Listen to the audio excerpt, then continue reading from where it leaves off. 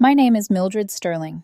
I'm 31 years old, a software engineer by trade, and for most of my life, I've been the quiet one in my family, the one who listens more than she speaks, who notices everything but rarely comments on it. Thanksgiving used to be my favorite holiday. Not because it was loud or exciting, but because it promised something I rarely felt growing up belonging, or at least the illusion of it. I've never been flashy. I don't command rooms. I don't tell stories that make people lean in or laugh at just the right moment. I work hard, keep my commitments, and stay loyal long after it stops being comfortable. I was raised to believe that showing up mattered, that endurance was love. So even when family gatherings left my chest tight and my thoughts racing, long after I got home, I still showed up. Every time. On the outside, my family looks perfect. The kind of family people envy from a distance. Coordinated holiday photos, carefully worded Facebook captions, smiles practiced enough to look effortless. My mother is the architect of that image. She's meticulous, charming, and deeply invested in how things appear. Napkins ironed, candles placed just so. A woman who believes that if everything looks right, then everything must be right. My father is quieter, passive. He doesn't create conflict, but he never stops it either. His loyalty to my mother is absolute, not loud, not dramatic, just unshakable. And then there's my older brother, Caleb. Caleb is 2 years older than me, and he's always been the sun our family orbits. Charismatic, confident, the kind of man who can turn any gathering into a performance without even trying. He works in marketing, thrives on attention, and knows exactly how to deliver a punchline that makes everyone feel included except me. Growing up, I didn't resent it. I liked the background.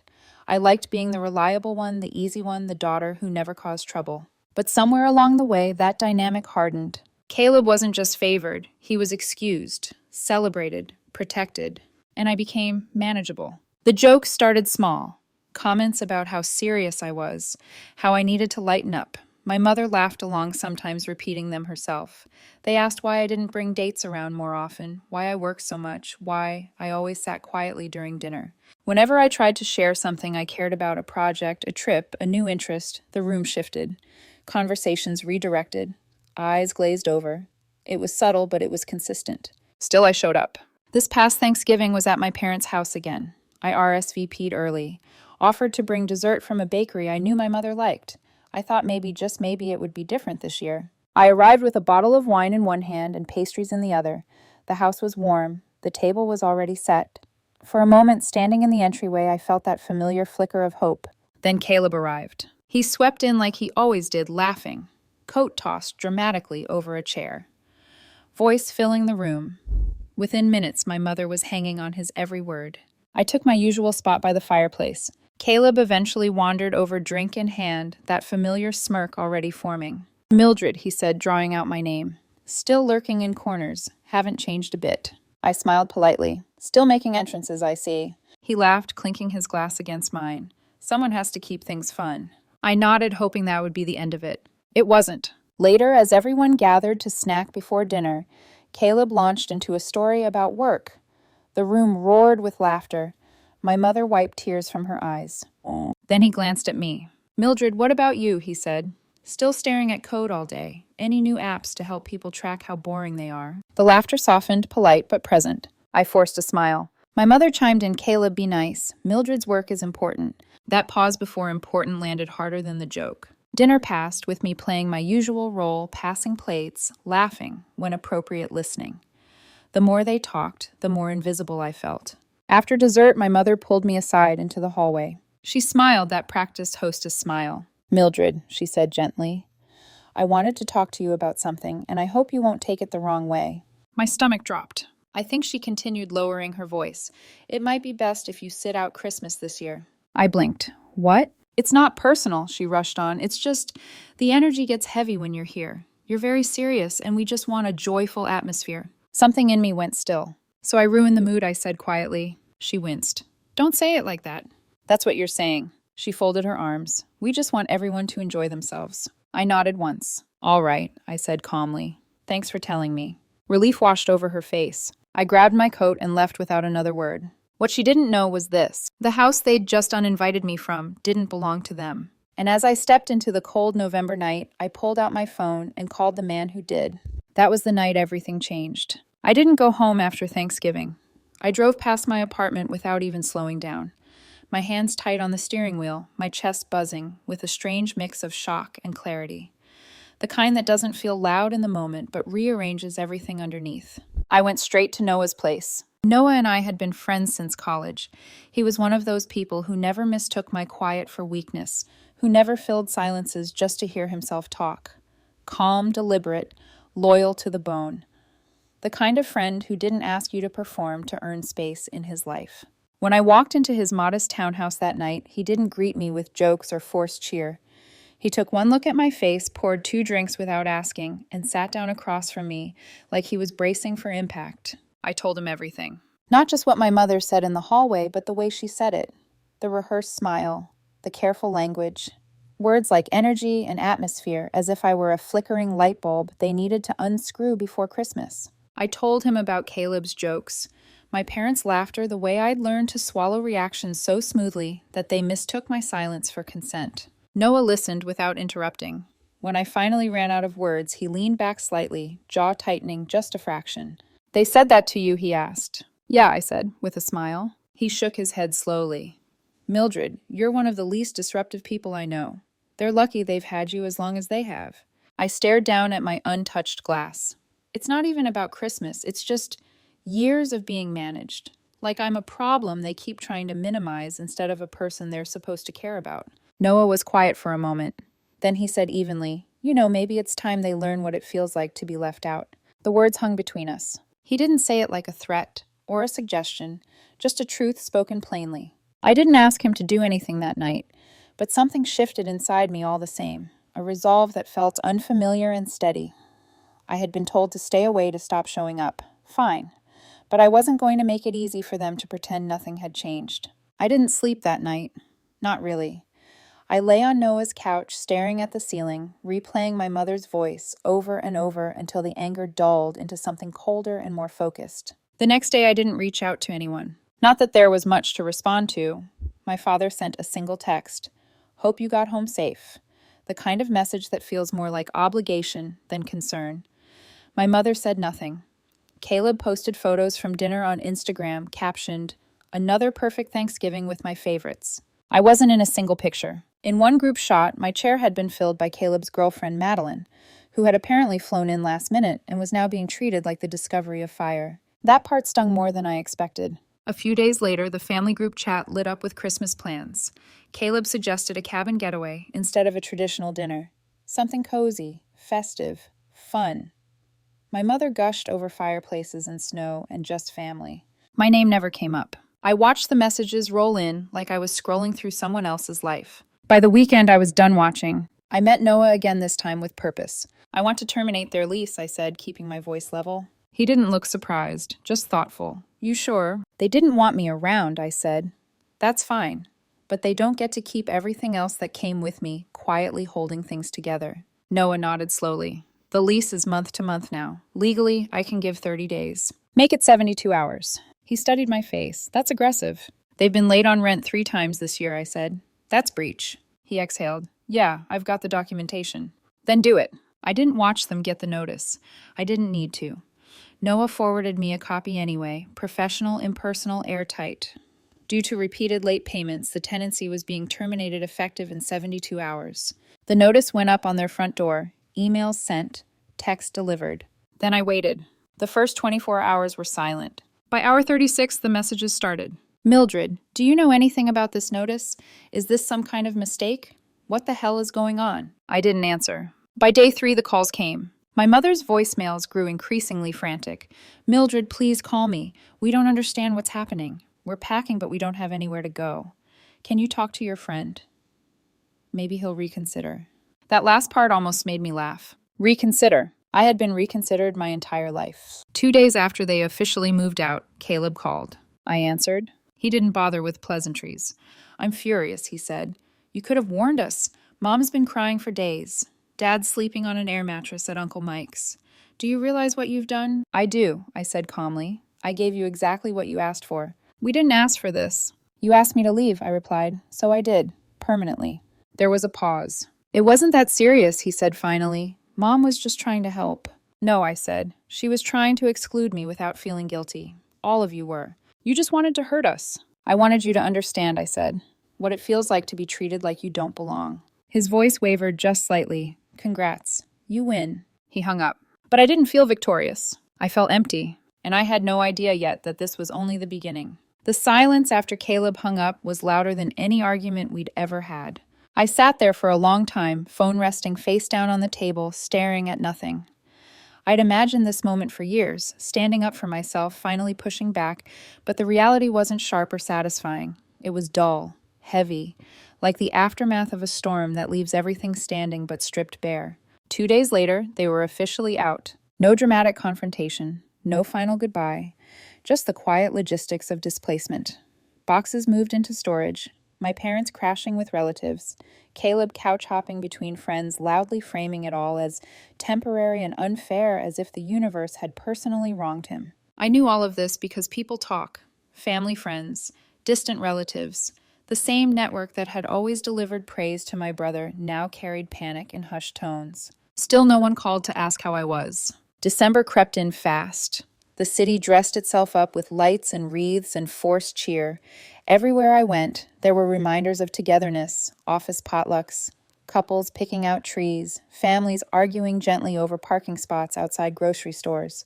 And then there was me. Christmas morning arrived without ceremony. No alarm, no texts, no cards slipped under the door. I woke up in my apartment to a gray sky and a silence so complete it felt staged. I made coffee and drank it standing up. I checked my phone out of habit, even though I already knew there would be nothing. No awkwardly wrapped gifts from my father. No last-minute passive-aggressive message from my mother. No sarcastic meme from Caleb, pretending nothing had happened. The absence pressed in slowly like cold seeping through walls. I tried to distract myself with work. Logged into my laptop, stared at lines of code, answered emails. No one expected a response to until after the holidays. My brain refused to cooperate. Every few minutes, my thoughts drifted back to the same questions. Did I go too far? Was this cruelty or the consequence? Is this what choosing yourself actually feels like? That afternoon, I bundled up and went for a walk. Then another, and another. I circled the neighborhood until my legs ached and my fingers went numb, the cold sharp enough to cut through the fog in my head. I welcomed it. Physical discomfort was easier than emotional ambiguity. On New Year's Eve, I sat alone on my balcony with a mug of tea, watching fireworks bloom in the distance. People cheered somewhere below. Laughter echoed off nearby buildings. Champagne corks popped. I stayed quiet. There was no dramatic breakdown. No tears soaking the floor. Just a low, constant ache. The kind that comes from realizing you've lost something you never truly had, and that the illusion of it was still powerful enough to hurt when it shattered. That was my rock bottom. January arrived without asking if I was ready. The first thing I did was small, almost stupid. I deleted the family group chat. That chat had been sitting unread on my phone for weeks, messages piling up. Caleb sending jokes, my mother organizing brunches, my father chiming in with logistics. Even before everything fell apart, I'd been a bystander there, present, but irrelevant. Deleting it felt like closing a door that had been left half open for years. The second change was harder. I stopped checking Caleb's social media. I hadn't realized how often I did it until I tried not to. Scrolling through his curated life, his captions about new beginnings, photos of him smiling too brightly in borrowed spaces. He looked like a man determined to control the narrative. In his version, I was the bitter sister, the one who lashed out, the one who couldn't take a joke. I couldn't control what he told people, but I could control what I consumed. So I unfollowed him. Then I blocked him. And for the first time in years, his life stopped bleeding into mine. January became what I privately called quiet mode. I went to work. I ate better. I slept more. I started journaling, not poetic reflections, just blunt notes, bullet points, observations. I've spent years trying to earn space in rooms that never wanted me. Silence became my shield, because speaking never changed anything. Anger kept me alive long enough to draw a line, but I can't live inside it. Writing it down didn't fix anything, but it clarified things. I began to see patterns I'd ignored for years. How much energy I'd spent anticipating disappointment. How often I'd pre-shrunk myself to avoid being criticized for existing wrong. By February, something shifted. Not dramatically, quietly. I started saying yes to things I used to avoid. Joined a casual running group. Nothing competitive, just a few miles twice a week with people who didn't care who my family was or why I was quiet. I reconnected with a former coworker, Ethan, grabbing coffee on Saturdays and talking about books, work, frustrations, and bad dating stories. It wasn't romantic, not yet, but it felt real. My apartment changed too. Plants replaced empty corners. I painted a wall, bought a real coffee table instead of the wobbly one I'd dragged through 3 moves. I even hosted a low-key game night with coworkers, something I'd never had the emotional bandwidth for before. Work sharpened. Without the constant hum of guilt and emotional damage control, my focus deepened. I pitched an idea during a team meeting, an automation tool I'd been thinking about for years, but never felt confident enough to suggest. It saved the company hundreds of hours within months. My manager was stunned. A promotion followed. For the first time in my adult life, my energy was going into my own life instead of being siphoned off by people who only noticed me when I stopped showing up. But healing doesn't erase memory. Every now and then, flashes of the past still surfaced. Being 12 at the dinner table while Caleb was praised for mediocrity, and I was scolded for not celebrating my success loudly enough. Ending a relationship because my mother decided the woman wasn't right for the family. Holidays spent smiling while being spoken over like furniture. Those scars didn't disappear. They just stopped owning me. Then, one evening in March, a letter arrived. A real one. Handwritten. No return address. I recognized the handwriting instantly. My mother. I stared at the envelope for a long time before opening it, already feeling the old tension coil in my stomach. Her words were careful, cautious. She didn't apologize, not really. But she said she missed me, that things had gotten out of hand, that family was complicated. At the bottom of the page, one question waited. Can we talk? I set the letter down on my desk and didn't touch it again for 3 days, because this time the door wasn't closed behind me. It was open. And for the first time, I wasn't sure I wanted to walk back through it. I left my mother's letter exactly where it was on the corner of my desk, half covered by a notebook and a charging cable visible but untouched. Every time I passed it, I felt its weight without needing to reread a single word. It wasn't guilt that stopped me from responding, it was clarity. For the first time in my life, I wasn't reacting. I was choosing. I realized something unsettling in those quiet days my anger had burned itself out. And without it, I could finally see the situation for what it was. Not a misunderstanding, not a one-time mistake, but a system carefully built, quietly maintained, that only worked because I kept playing my role inside it. And now that I wasn't, they didn't know what to do. I didn't respond to the letter, not because I was punishing my mother, but because I didn't trust the timing. Her message hadn't come when I was hurting. It hadn't come when they were scrambling for a place to stay or fielding awkward questions from relatives. It came now when I was stable, improving, no longer begging for scraps of acknowledgement. That told me everything. Instead of answering her, I doubled down on my own life. Work became more than a distraction, it became proof. I threw myself into projects with a focus I didn't know I had. Without the background noise of family drama, my thinking sharpened.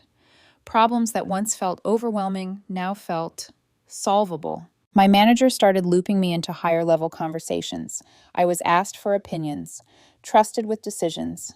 When my promotion was officially announced, the congratulatory messages rolled in from coworkers who genuinely seemed proud of me. I didn't post about it. I didn't feel the need. Outside of work, my world expanded slowly but deliberately. The running group became a routine.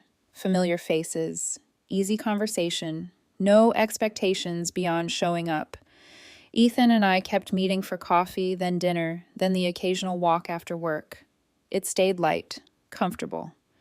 He listened the way Noah did, without trying to fix me, without turning my story into a spectacle. One evening, as we sat in a quiet bar, nursing cheap cocktails, he looked at me and said, "You know you don't talk about your family much." I shrugged. I used to talk about them all the time. And now I don't have to. He nodded, accepting that without pressing.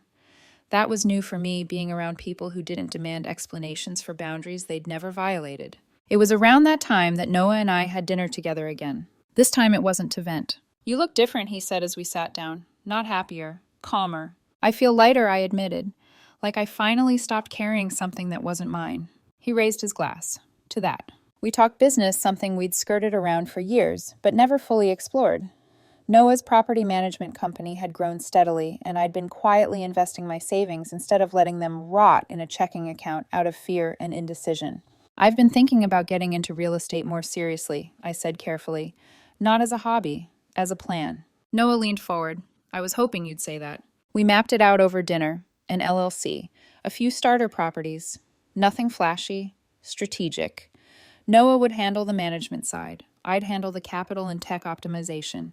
It felt aligned, like a future that made sense instead of one I was bracing myself to survive. By the time April rolled around, I owned stakes in 4 properties across the city. None of them knew, and I didn't rush to tell them. The more distance I put between myself and my family, the more I realized how deeply they'd underestimated me. They still saw me as the quiet daughter who followed rules, who absorbed tension, who never made waves. They had no idea I'd learned how to move silently. The letter from my mother stayed on my desk. Then one afternoon, my phone buzzed with a text from an unfamiliar number. "Hey, it's Dad. I heard you've been investing lately. Real estate, maybe? Proud of you. Thought maybe we could catch up sometime." I stared at the screen for a long moment. Proud of you. The words felt foreign, almost ironic. I didn't reply. Not yet. Because somewhere across the city, my older brother was about to walk into a situation that would flip our entire dynamic on its head, and he wouldn't even realize it until it was too late. I didn't answer my father's message. Not because it didn't affect me, it did, but because I recognized the pattern too clearly now. Pride only surfaced when there was something impressive to attach it to. When my success could be repurposed into their narrative. Look at our daughter. We always knew she'd do well. As if distance had been support. As if silence had been space instead of neglect. I let the message sit unanswered right alongside my mother's letter. That was the strange part of healing no one warns you about. Once the anger fades, what's left isn't forgiveness. It's awareness. And awareness makes it very hard to be manipulated by sentimentality disguised as reconciliation. I wasn't avoiding them anymore. I was observing. Meanwhile, my life continued to expand in ways that felt quietly radical. The properties Noah and I acquired weren't flashy, but they were smart. Duplexes in stable neighborhoods, a small apartment building near downtown with high turnover and strong demand. Each decision was deliberate, backed by numbers, not impulse. It was during one of those closing meetings that the universe handed me a moment so perfectly ironic, it almost felt scripted. Noah was flipping through documents when his phone buzzed. He glanced at the screen, then looked up at me with a half smile. "You're not going to believe this," he said. "What?" "One of the units in the downtown building 3B. New applicant just came in." I didn't think anything of it until he turned the phone toward me. There was the name, Caleb Sterling. I stared at it for a second, then laughed. Not loudly, not bitterly, just a soft exhale of disbelief. "He doesn't know," Noah said. "No," I replied. "He has no idea." To Caleb, it was just another listing. A clean, modern place in a good area with decent light and the kind of aesthetic he liked to post online. He was scrambling after the eviction, bouncing between friends, desperate to regain the image of control he'd lost. And he'd walk straight into my building. I told Noah exactly what to do. "Treat him like any other applicant," I said. "Run the credit. Process the paperwork. No favors. No exceptions." He nodded. "You want to approve him?" "Yes," I said without hesitation. "I want him comfortable." Because comfort breeds carelessness. Caleb was approved within 48 hours. He signed the lease digitally, never once reading past the surface-level terms. He never noticed my name listed under the LLC. Never thought to question who actually owned the place. Why would he? In his world, I didn't exist unless I was inconvenient. The first week passed quietly, then the second. Caleb started doing what Caleb always did, testing boundaries, asking for favors, making requests with the assumption they'd be granted. He tried to waive a pet deposit by claiming emotional support, asked for upgraded blinds, requested maintenance outside normal hours. Every request was handled professionally, and denied where appropriate. Nothing cruel, nothing illegal, just policy, the kind he'd never had to respect before. By the end of the second week, I got another email. This one from my mother. Attached was a glossy PDF invitation titled Family Christmas Getaway. Stock photos of snow-covered cabins, a schedule of activities, hot cocoa nights, matching pajamas. At the bottom, one line stood out.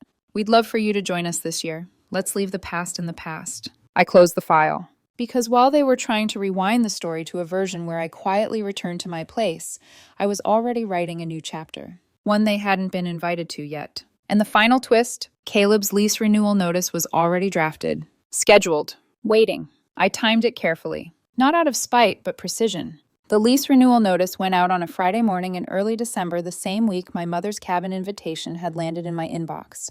I was sitting at my desk with a cup of black coffee watching the email tracker the way some people watch stock prices. At 9:17 a.m., Caleb opened the document. At 9:18, the leasing office phone rang. Sarah, the agent Noah worked with downtown, answered on speaker. Her voice was bright, practiced, and perfectly neutral. "Hi, this is Lakeside Properties. How can I help you?" I already knew the answer. "This is Caleb Sterling," he said. Irritation barely concealed. "I just got my lease renewal and there's been a mistake. My rent is going up 15%. That's not legal, right?" Sarah didn't hesitate. "Since your lease is ending and transitioning to month, the increase is permitted with proper notice. It's outlined in the agreement you signed." There was a sharp inhale on the other end. "Okay, but I've been a great tenant. I've barely been there. And you still haven't upgraded the blinds I requested weeks ago." "The blinds were addressed within the 72-hour maintenance window," Sarah replied evenly. "Your request for expedited service was denied as it wasn't classified as an emergency." Silence. Then, sharper now, "I want to speak to whoever owns this place." I felt something settle in my chest, not satisfaction, not revenge. Finality. "That would be Ms. Mildred Sterling," Sarah said calmly. "Her contact information is listed in your lease agreement." The pause that followed was long enough for me to imagine it. Caleb sitting on his couch, the room suddenly too quiet, his eyes flicking back to the document he'd never actually read. "I'm sorry," he said slowly. "Who?" The property owner, Sarah, repeated. "Ms. Mildred Sterling." Click. He hung up. 2 hours later, my phone lit up. "Mildred, we need to talk. I just found out you own this building. Did you approve this rent increase? Are you trying to punish me?" "This is insane." I didn't respond. 5 minutes passed. "You've made your point. Okay, can we talk like adults?" I stared at the screen, then locked my phone and slid it into the drawer of my desk. For years, Caleb had talked over me. Now he was talking to me, and I wasn't answering. That night, my mother called. I let it go to voicemail. "Mildred," she said, her voice tight, "Caleb just told us something that doesn't make sense. He says you own his building. Is that true?" "Why wouldn't you tell us?" I deleted the message. Because the truth was simple. They never asked. The open house happened 2 days later. It wasn't a spectacle. No speeches, no spotlight. Just a warm, low-key event Noah and I had planned for tenants, friends, and business partners. Soft music, cider, framed photos lining the hallway. Nothing flashy, just documentation, a timeline, a quiet record of growth. Devin did exactly what he'd promised. He mentioned it casually to the family, showed up with a few relatives in tow. My parents arrived together wearing matching scarves and polite smiles, clearly unsure what they were walking into. They stopped short when they saw the gallery. The title was simple, printed in clean black lettering. The quiet one, Mildred Sterling. Beneath it, photos. College. My first project with Noah. The first property. Renovations. Dates. Milestones. I watched from across the room as my mother's smile faltered. As my father leaned in closer, squinting at the details like he was trying to reconcile two conflicting realities. My mother turned to me slowly. "This is impressive," she said. I nodded. "Thanks. I had no idea you were doing all this." "I know," I replied. "You never asked." That landed harder than I expected. Before she could respond, the door opened again. Caleb walked in. He froze. His eyes tracked the wall, the photos, the title. Then he looked at me. "Is this some kind of joke?" he demanded. "No," I said calmly. "It's my life. You invited everyone just to show off. I invited people who always wondered what I was doing while you were talking." His face flushed. "You're raising my rent. You're humiliating me." "I'm treating you like every other tenant," I said. "Equal rules, equal treatment." He scoffed. "This is revenge." I met his gaze steady. "No, this is visibility." He looked to our parents for backup. They said nothing. Caleb stormed out. I let him go. Because for the first time in my life, I didn't need him or them to understand me. They just needed to see me. After Caleb left the room, didn't erupt into whispers the way I'd expected. It went quiet. Not awkward quiet, not scandal quiet, just still. Conversations resumed in softer tones. People refilled their cups. Someone laughed at something near the food table. Life went on, which felt oddly appropriate. The moment that had shattered my family's illusion hadn't needed an audience or applause. It had already done its work. My parents lingered near the gallery wall. They didn't touch anything, didn't take pictures. They just stood there reading, absorbing, recalibrating. I noticed my mother's hands were clasped tightly in front of her, the way she did when she was trying to maintain composure.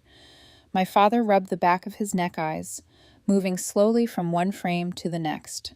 Eventually, my mother approached me again. I didn't realize, she said quietly, how much you'd built, how much you'd been doing without us. I took a sip of my drink before answering. I didn't hide it. She flinched, just slightly. We thought you liked being independent, my father added. You never said you wanted help. I learned not to, I replied. Every time I tried, it was inconvenient. They stood there confronted not with anger, but with evidence.